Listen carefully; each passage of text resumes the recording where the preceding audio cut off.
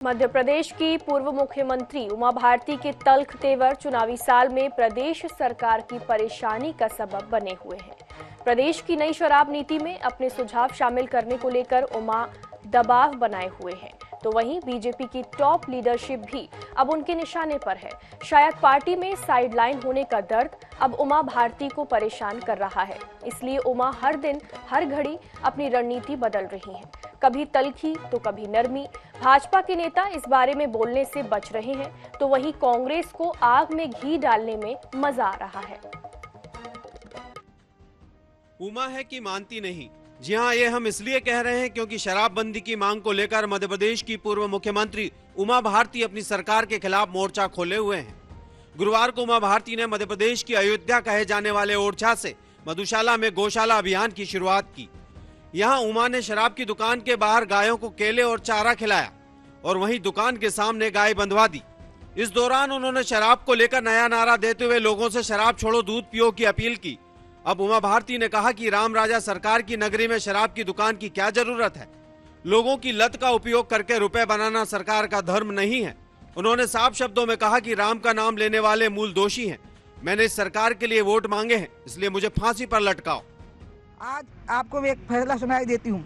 मैं एक नारा दे रही हूँ, शराब नहीं दूध पियो, और उसकी लिए पहली गौ अदालत लगेगी केदारेश्वर महादेव पे मऊरानीपुर के पास।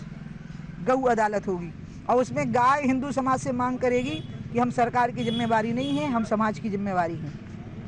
करोड़ों की संख्या में गाय बेसहारा घूम रही है, सरकार कैसे संभाल पाएगी? उसको संभालने का काम समाज को करना है। गाय को संभालने का काम समाज को करना है और शराब को संभालने का काम सरकार को करना है। उमा के तीखे तेवर जहां सरकार के लिए परेशानी का सबब बन रहे हैं, वहीं कांग्रेस इस मसले पर उमा भारती की नाराजगी की आग में घी डालने का काम कर रही है। साथ ही उमा भारती को बीजेपी सरकार के खिलाफ सड़क पर उतरने की चुनौती दे रही है।